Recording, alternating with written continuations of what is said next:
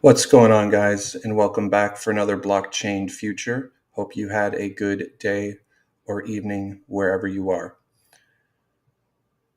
In the future, as we move to a more cashless society, we really will not have anything but a surveillance state unless we have something like crypto in place.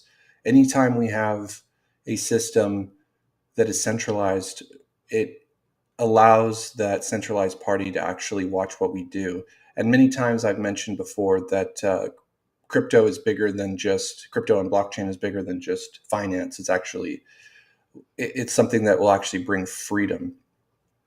But this article actually gets into it, kind of loops in Venezuela, what's going on there, as something that could happen on a bigger scale. So I'm just going to jump into this article and comment on it as I go along. For those observing the crisis in Venezuela, it can feel like tragedy in slow motion. The country is in the grips of the most extreme monetary crisis of our time, with an inflation recently reaching 1 million%, and since 2013 has seen an economic contraction worse than the Great Depression. Once one of the richest countries in South America, the economy is in ruins, livelihoods are shattered, and starvation and violence are rampant. The past weeks have seen state-backed military attacks against its own citizens queued up for humanitarian aid and blackouts across the country. A range of issues have contributed to the crisis, overdependence on crude oil and crippling sanctions from Western powers among them. Another major driver has been monetary mismanagement of the bolivar, Venezuela's national currency. For over a decade, Venezuelan regimes have instituted strict capital foreign exchange and price controls on its currency, making it virtually impossible for those with savings to safeguard their wealth by exchanging bolivars for US dollars or any other foreign currency. The bolivar's worthlessness has been compounded by rampant printing of money to finance a government deficit of nearly 30%. Venezuelans are desperate to find alternatives to protect their savings, to earn, and to transact. Some have abandoned bolivars in favor of using eggs, milk powder, and flour as bartering tools. Others fill their cars with gas and drive over the border to Colombia, where they siphon it off and sell it for Colombian pesos. So, what does any of this have to do with digital money? As it turns out, quite a bit. Facing a fiat currency devoid of worth, some Venezuelans are turning to decentralized cryptocurrency, specifically Bitcoin, as a stable store of value and means of exchange. At the same time, in February 2018, Venezuela's government introduced its own digital currency, the petro, which is centrally controlled by the state and enables the government to directly track its citizens' financial activity. An ideological contest is playing out around digital money in Venezuela. On one hand, it's being used as means of surveillance and automatic control. On the other, as a tool to shield people from economic oppression and undemocratic abuses. The tension in Venezuela is emblematic of a larger struggle emerging around the world as the transition begins from physical cash to completely digital means of transaction. Will the shift to digital money expand our economic freedom, our ability to transact with whomever we choose with our chosen means, or will it do the opposite, becoming a catalyst of control? And this is a good way to lay out what is going on in Venezuela. And as you can imagine, I think it's actually kind of funny that people complain about about Bitcoin being volatile here, but in all reality, when you're dealing with something that's dealing with how many percent was that? 1,000,000% inflation. The 5 to 10% that Bitcoin may jump up and down in a week is nothing compared to 1,000,000% in inflation. So you could see that they're playing it against both sides. You have the state-controlled crypto, the petro, which I believe has failed. I don't think anybody's using it. And then you have Bitcoin, which is open and peerless, trustless. And it's easy to see that even in Venezuela, which is kind of a smaller experiment, that it is the choice is obvious that having a trustless crypto like Bitcoin is the way to go. Continuing the article, cryptocurrency is not a silver bullet solution to crisis like that in Venezuela or any economic crisis. For many of us with passing familiarity, cryptocurrency evokes Silicon Valley insiders and penny stock style speculators making and losing an absurd fortunes on coins with strange names. And cryptocurrency, like any currency, has also been used for illegal activity, most notably for buying drugs on the dark web's notorious Silk Road. They always bring that up. I'm sure there's been lots of stuff bought with cash. They don't ever bring that up. Still, cryptocurrency offers promise for people and societies facing economic and political oppression. To understand why, it helps to grasp the original purpose of the technology. 10 years ago, Bitcoin was introduced as the first open source decentralized peer-to-peer cryptocurrency and has become by far the most adopted in the field. The architects of the tech underpinning Bitcoin designed it to solve for the challenges created by conventional fiat currencies, focusing on maximizing the agency of the people that use it. These goals are reflected in a few core properties. First, Bitcoin is designed to function as digitally native cash. What does this mean? With cash, you can transact without an intermediary. In contrast with a typical digital transaction, a middleman, say Visa or Venmo, has visibility into every transaction you make. This data presents a trapdoor to surveillance or even censorship. A society which in certain ideologies are repressed might use transaction data to track and flag access to blacklisted literature or persecute people. Imagine a woman who paid for reproductive health services in a region of the world where this is outlawed. Would we want her financial transactions revealed? Bitcoin was designed to behave like cash. You send it directly to the person you're paying, much like handing somebody a $10 bill. One note, which we'll return to later, is that every Bitcoin transaction is recorded on a shared digital ledger using a Bitcoin address in place of a name. And this goes into basically the workings of Bitcoin. I'm going to skip through this. Maybe the second paragraph. Second, unlike centralized payment apps like China's WeChat or the US's PayPal, it is censorship resistant. This means that if, say, you are a political dissident, a government or corporation could not block a transaction or ban you from using Bitcoin. Bitcoin's decentralized architecture means there are no actors with the power to block your use of the system. Just like no single party can shut down the internet. This is actually one of the biggest draws into crypto for me. I've done a couple videos on big bank censorship, and we've seen people's bank accounts get shut down for political reasons in the United States because of certain ideologies that the maybe the people that do bigger customers at the bank don't agree with. I'm not saying the banks so much don't agree with it, but they may have investors or larger customers that have a large amount of money there that are refusing to do business with them until they remove that customer. So there's always going to be that kind of cat and mouse game.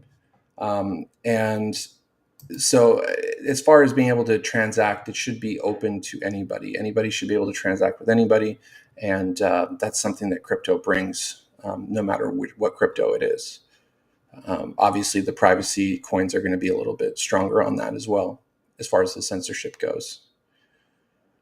Might as well finish here. Last, Bitcoin's designers made it extremely difficult to cheat or change the system's core properties. Rather than a central actor controlling the system, like a sovereign central bank, the Bitcoin system is based on decentralized trust. The integrity of the system builds over time through the interactions of validating computers across the Bitcoin network, which together must achieve consensus on the Bitcoin monetary system. This decentralized approach to validation makes it extremely hard for an outside actor to, for example, change the money supply. Ceaselessly printing more money like Venezuela's government did as its own crisis deepened isn't possible in Bitcoin. Unfortunately, the past decade has seen the terms blockchain and cryptocurrency used and abused into near meaningless, obscuring cryptocurrency's most important traits. It resists censorship, no single actor controls it, and it's extraordinarily hard to change the rules of the system. This then goes into, I'll read this first paragraph. One example of the abuse of cryptocurrency as a term is the petro itself. The petro that was actually deployed for use in Venezuela is not a cryptocurrency. In fact, it represents its polar opposite. The digital currency is centrally controlled, its value opaque, and its circulation arbitrary. It runs on state-operated servers using a technology called the Fatherland system, developed by the Chinese telecom giant ZTE with support from Russia. Fatherland was initially presented as a national ID system, but it has emerged as a tool designed to monitor and track the financial activity of citizens. In the case of many Venezuelan pensioners, the regime unilaterally swapped their bolivars for petros, with an autocratic government intent to trace every transaction made with the currency. This has translated into an even deeper erosion of economic agency for citizens. Interest in digital money as a means of control isn't limited to faltering regimes. China is quietly exploring the introduction of its own digital currency. Again, in contrast to cryptocurrencies like Bitcoin, this one would deepen Beijing's control over the financial system and the lives of its people. According to patents filed by China's central bank, consumers and businesses would use mobile phones, wallets to swap yuan for the new digital currency. Any transaction made with the currency would require disclosure of what and who is involved, enabling the Chinese government to track every single transaction its citizens make. In the context of China's new social credit system, which tracks antisocial activities like jaywalking and the voicing of unsavory political opinions, such plans take on an even more ominous hue. Chinese citizens with low social credit scores already face blocks to travel, use of public services, and access to education, loans, and even dating services. Wow. While the Chinese government already has a deep visibility into its people's financial activity, it must still contend with the use of cash, which is difficult to trace while also scouring the data of various intermediaries and banks. If such a centrally controlled digital currency system were to succeed at scale in China, it would obviate these challenges to control. It may also compromise the largest and highest resolution surveillance apparatus in human history. And this is probably why China's been so hard on crypto. I believe that it's legal to own crypto in China, but I believe that you cannot legally trade it. So you can hold it, but I don't think you can actually trade it in China. That could have changed, but when we had the bull run in 2017, I believe at that time, a lot of the traffic did come from China, and China was one of the bigger players as far as volume went. All right, moving on here. One of the best ways to measure a tool's potential to grow people's agency is to examine the actors trying to prohibit its use. And this is actually getting to what I was just talking about. The cast of the governments that have worked to block access to Bitcoin are unified by their undemocratic bent. Algeria, Egypt, Morocco, Bolivia, Ecuador, Saudi Arabia, Iran, Bangladesh, Pakistan, China, Taiwan, Cambodia, and Indonesia. This makes sense. Cryptocurrency by design subverts centralized control, and it possesses nothing but trouble for a repressive regime. At the same time, people living in countries with low economic freedom are using cryptocurrency at an increasing rate. A recent study by the data scientist Matt Alborg showed that the countries seeing fastest growth in localized Bitcoin transactions are marked by economic oppression, unstable fiat currencies, or both. Venezuela, Belarus, Kazakhstan, Egypt, Chile, and Argentina all top the list. And most of these transactions are small, indicating that users are everyday citizens, not the ruling elite, using the currency to aid in capital flight. Further, as the crisis in Venezuela has deepened, local Bitcoin transactions in Venezuela and bordering countries have spiked faster than anywhere in the world.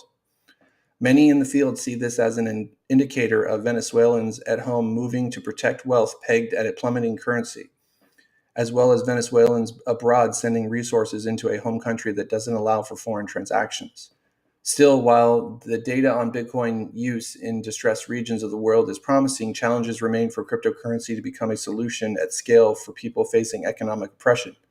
The good news, in each case, technologists, designers, and activists are racing to tackle the challenges. The first issue is privacy. Cryptocurrencies, while often assumed to be completely anonymous, are not. Bitcoin, for example, is pseudo-anonymous. Every Bitcoin transaction is recorded and viewable by anyone on the network. One's name is not recorded as a transacting party, but rather a pseudo-anonymous Bitcoin address. What this means, if the owner of the Bitcoin address is uncovered, the full thread of their transactions can be unraveled. Kind of. They would have to know the address on the other end as well. They'd have to know both sides of the addresses, and that would be a lot of work. Though they would be able to see, I guess, how much they spent at those other addresses. Cryptocurrency advocates are acutely aware of this problem and are advancing a range of strategies to address it. One startup, Samurai Wallet, has created a Bitcoin wallet that mixes coins with others to block the traceability of user transactions. Others have expanded beyond Bitcoin to start new cryptocurrencies with novel privacy-preserving tech. Zcash, for example, uses a complex cryptographic process called zero-knowledge proof that enables people to prove something is true without knowing what that thing is. Yes, you heard that right. When sending a private Zcash transaction, the transaction sender, receiver, and amount is completely mathematically provable like Bitcoin while remaining private to outsider eyes. Another, Monero, mixes various transactions to obfuscate who is sending how much to whom. Grin is a recent cryptocurrency to launch that rather than obfuscating details of a transaction, simply does not record them. And that makes sense. And zero knowledge proof is actually being implemented in Ethereum. So we're getting there. Second challenge is using cryptocurrency requires an internet connection, and access to an open web is not guaranteed. China and other states already heavily censor their people's use of the internet. If a government wanted to block web use to keep people from using cryptocurrency, they could conceivably do so. Blockstream, an American startup, is working to overcome this by broadcasting the Bitcoin network directly onto populated regions of the world. The company recently launched its 5th operational satellite into space, beaming the network directly to users.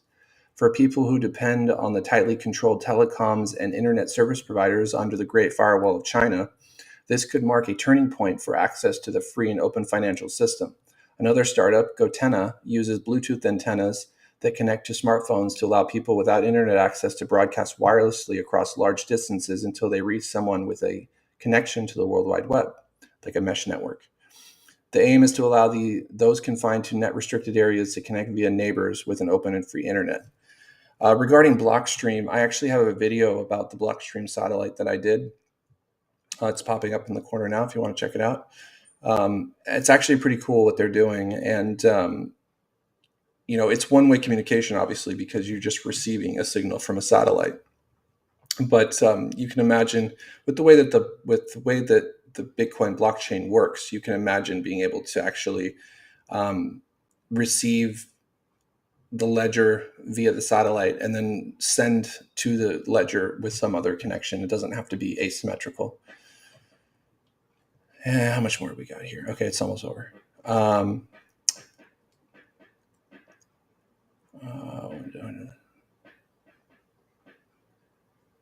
Okay, Zcash.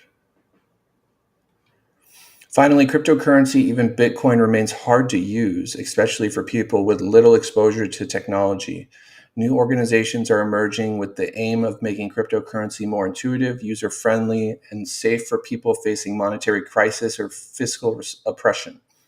The Open Money Initiative, co-founded by co-author Jamal Montezer, is working with open source software partners and the Human Rights Foundation to create tools for people in regions in need of censorship-resistant money. OMI is currently conducting research and pilot experiments in support of Venezuelans. The internet wasn't really easy to use when it first came out either. And you guys probably know that there are a lot of comparisons between crypto and blockchain to the internet when it first came out. So things are getting better. Things are getting easier. We always make things easier. So I don't believe this is going to be a problem. The age of digital money is here. Within decades, physical cash may cease to exist in industrialized societies. Many of us take for granted that we can use our money privately without fear of reprisal or compromising our prospects. Evidence suggests that for many, this may not long be the case. Those intent on social control see the shift to digital money as an opportunity to tighten their grip on civic life and close off financial systems. Even actors without ill intent, once armed with such visibility into people's financial lives, will likely struggle to wield such power with respect for democratic norms. Put simply, without cryptocurrency, a cashless society is a surveillance society. It enables central control over all aspects of our financial lives. This is the statement here of the article. Very nicely written article. It's nice to read an article with somebody that knows how to type and knows how to write very well. But this statement here, put simply, without cryptocurrency, a cashless society is a surveillance society. It enables central control over all aspects of our financial lives. And that is the truth. But the sad thing is that I actually believe a lot of people do not care. They won't care until it affects them directly. And that might actually be something that pushes something like crypto into the forefront. But we got to educate, guys. We got to get out there and start educating people that this is where we need to go. We need to go in this direction. More people that we educate about it, more people that will use it. Last paragraph. Cryptocurrency offers a framework for digital money, much like cash, that can protect people from the abuses and tragedies that have played out through history right up to the present day. Catastrophe in Venezuela. It creates the anti-surveillance benefits of cash without sacrificing the parts of modern economy that exist solely on the web. And while the technology remains imperfect, activists, engineers, and designers are sprinting to make this promise into a reality. With the economic might of autocratic regimes reaching new heights and exploitation of personal data accelerating, the stakes are higher than ever. It's up to us to ensure the shift to digital money advances a free and open future. So the link to this article will be in the description. I really thought it outlined well the reason why we need to move to crypto, why we will move to crypto. Just don't know when we'll move to crypto.